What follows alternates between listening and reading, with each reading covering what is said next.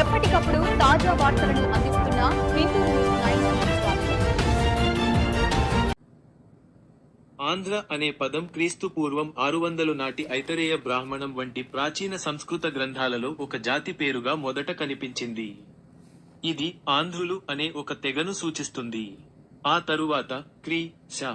220లో కన్నడ శాసనాల్లో ఆంధ్రపథము అనే పేరుతో ఈ భూభాగం కూడా సూచించబడింది. ఆంధ్ర అనే పదం సంస్కృతం నుండి వచ్చింది. దీని అర్థం దక్షిణం అని కూడా అంటారు. వివరణ 1. పదం యొక్క మూలం. ఆంధ్ర అనే పదం సంస్కృత భాష నుండి వచ్చింది. 2. మొట్టమొదటి ప్రస్తావన. క్రీ. పూ.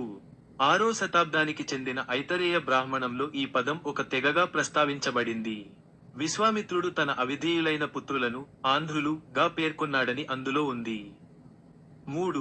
భూభాగం సూచన. ఆ తరువాత క్రీ. శ. 220 నాటి శాసనాలలో ఆంధ్రపథము అనే పదం వాడబడింది. ఇది ఆంధ్రులు మాట్లాడే ప్రాంతాన్ని సూచిస్తుంది.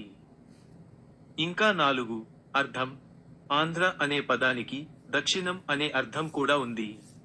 దక్షిణాపథంలోని ప్రజలను ఆంధ్రులు అని కూడా వ్యవహరిస్తారు. సంక్షిప్తంగా, ఆంధ్ర అనే పదం వ్యక్తిగత తెగ పేరుగా మొదలై కాలక్రమేణా ఒక భౌగోళిక ప్రాంతాన్ని మరియు చివరకు భాష, సంస్కృతిని సూచించే ఒక విస్తృత పదంలా మారింది.